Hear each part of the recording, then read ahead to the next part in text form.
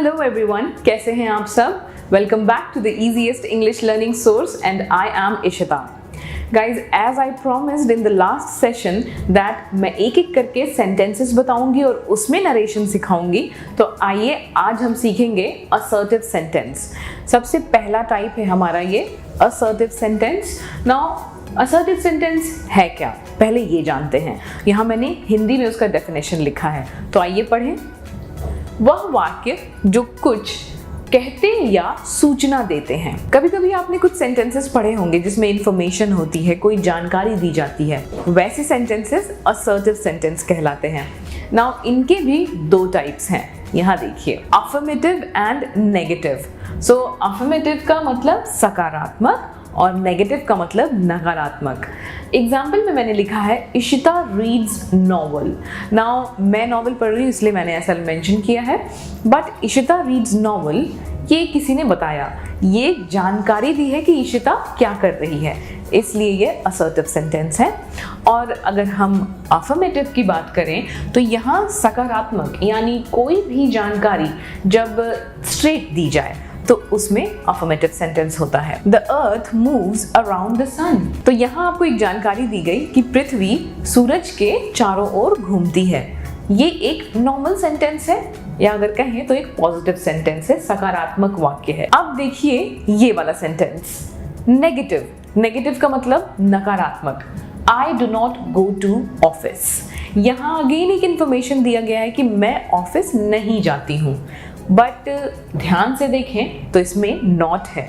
Not यानी negative बात की गई है. तो किसी भी सेंटेंस में जिसमें आपको कुछ बताया जा रहा हो, कुछ सूचना दी जा रही हो या जानकारी दी जा रही हो, बट वहाँ कुछ नेगेटिव वे में बात की गई हो, कांट, नॉट, सो ऐसे वर्ड्स अगर यूज किए गए हों तो वो आ जाते हैं नेगेटिव सेंटेंसेस. और ये पार्ट है असर्टिव सेंटेंस का ही. तो अब हमने सेंटेंस देख लिया type 1.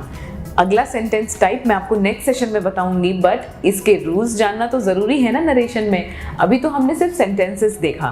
So type 1 sentence is assertive और उसका सब टाइप है अफर्मेटिव एंड नेगेटिव. ये याद रखिएगा. Let's start with the rules now. पहला रूल कहता है कि अगर आपको रिपोर्टिंग वर्ब चेंज करना है तो इस तरह से चेंज करना है. रिपोर्टिंग वर्ब कौन सा हुआ? For example, he said I shall bring your book tomorrow. So reporting verb is said. तो इसको चेंज करने के कुछ रूल्स हैं. जब आप डायरेक्ट से इनडायरेक्ट में चेंज करेंगे तो आप से या सेज के साथ अगर ऑब्जेक्ट नहीं है, लाइक he said के साथ कोई ऑब्जेक्ट नहीं है, but she said to me, यहाँ me is object. तो ऐसा अगर हो कि कोई ऑब्जेक्ट नहीं मेंशन है तो कोई भी चेंज नहीं होगा. तो आप देख सकते हैं सेंटेंस में he said I shall bring your book tomorrow. मैंने इसमें कोई चेंज नहीं रखा है. he said that, कोई भी चेंज नहीं आया. रिपोर्टिंग वर्ब में said का said ही है. Now next rule is say to या says to. ऐसा कुछ भी हो. Now to है, that means यहाँ ऑब्जेक्ट होगा. So will be with object, तो फिर tell या tells आएगा. अब इससे रिलेटेड भी आप देख लीजिए. She said to me, you are right. She told me that I was right. तो आपने देखा यहाँ said का told आ गया. तो अगर say to या says to होगा तो आप tell या फिर tells अगेन उसके साथ, यानी say to के साथ tell और says to के साथ tells आप यूज करेंगे. said के साथ you know this better, without object है तो कोई भी चेंज नहीं, और अगर said to आ गया तो told कर देंगे. So I hope with the example this rule is clear. एक बार और रिपीट करती हूँ आपके लिए. said है या say है या says है बिना किसी ऑब्जेक्ट के साथ तो कोई चेंज नहीं होगा, और अगर किसी ऑब्जेक्ट के साथ इनको यूज किया जाए यानी say to, says to या said to, तो आप tell, tells या told लिखेंगे. Remember, reported verb in cases में चेंज होगा. अब आइए रूल नंबर बी यानी second rule. Comma and inverted commas are removed in the indirect speech and connective word that, यानी एक वर्ड ऐड किया जाता है.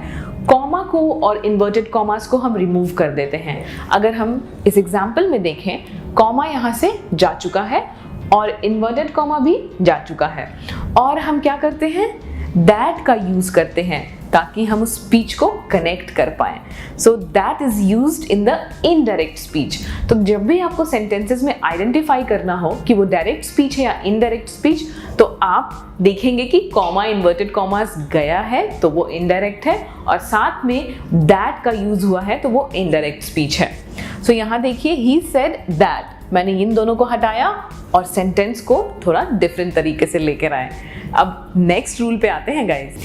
नाउ थर्ड रूल कहता है, if reported verb is in present tense और future tense, then the tenses of the reported verb is not changed in the indirect speech. Now reported verb क्या हुआ, जैसे I am doing work. So ये sentence देखिए, Mohan said I am doing work. तो ये क्या कर रहे हैं, वो कर रहे हैं काम, तो ये क्या है, कंटिन्यू हो रहा है काम, राइट।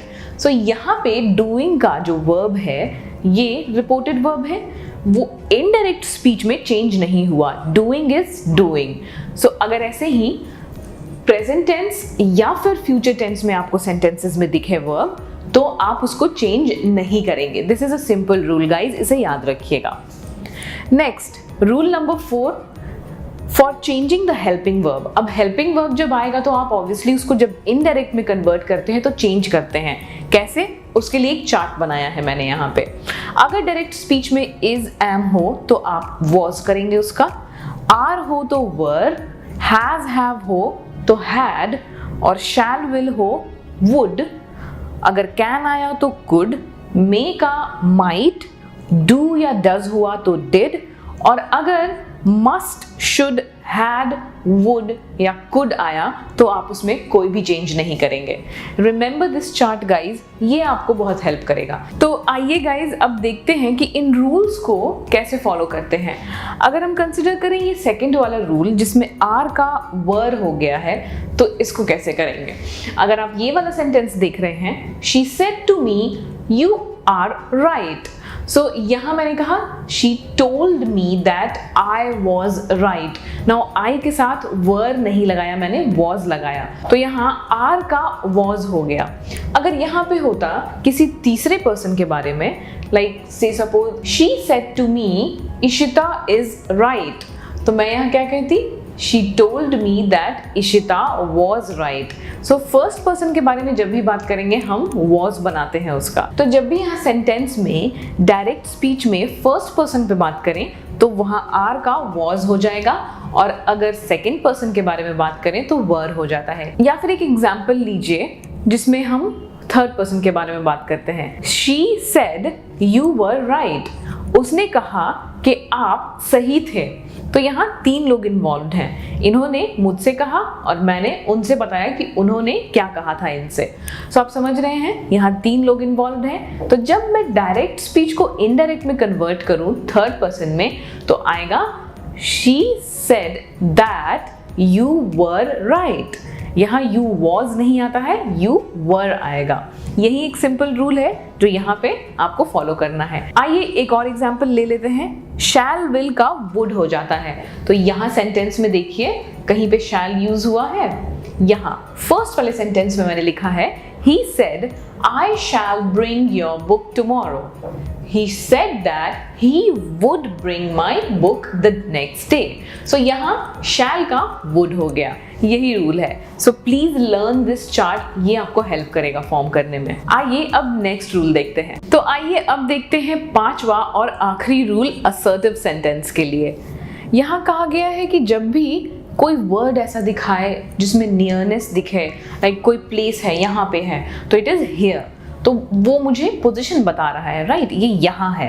ऐसा कोई भी वर्ड दिखे तो आप क्या करेंगे, उसको डायरेक्ट से इनडायरेक्ट में जब कन्वर्ट करेंगे तो आप दिस का दैट, दीज का दोज, हियर का देयर, नाउ या जस्ट जैसे वर्ड हो तो देन, टुडे का दैट डे, यस्टरडे का द प्रीवियस डे, टुमारो का द नेक्स्ट डे, टुनाइट का दैट नाइट, और लास्ट नाइट का द प्रीवियस नाइट। सो ये भी लर्न कर लीजिए गाइज, क्योंकि डायरेक्ट से इनडायरेक्ट में कन्वर्ट होने में ये फॉर्म चेंज हो जाएगा। अब इससे रिलेटेड एग्जाम्पल फर्स्ट सेंटेंस में ही है। अगर आप नोटिस करें, he said I shall bring your book tomorrow। यहाँ tomorrow यूज हुआ है। So tomorrow यानी आने वाला कल। He said that he would bring my book the next day। So मैंने tomorrow नहीं यूज करके the next day लिखा है यहाँ। याद रखिएगा tomorrow का the next day हो जाता है। ऐसे ही इन वर्ड्स का ये फॉर्म होगा। So please learn these 5 rules which will help you to convert assertive sentences from direct to indirect। ये सारे rules आपको मदद करेंगे किसी भी assertive sentence को convert करने में, तो याद रखिएगा इन्हें। And moreover, जो मैंने आपको ऐसे चार्ट दिखाए हैं उन्हें लर्न कर लीजिएगा। I hope you understood how to convert assertive sentences from direct to indirect now, और ये आपको जरूर मदद करेंगे। तो जल्दी से आप क्वेश्चन सॉल्व करिए गाइज, और अगर कोई प्रॉब्लम है तो हम तक जरूर पहुंचिए। Thank you so much for watching the video. हम अगले लेसन में नेक्स्ट टाइप ऑफ सेंटेंस देखने वाले हैं, so please stay tuned with me. Till then take care and happy learning.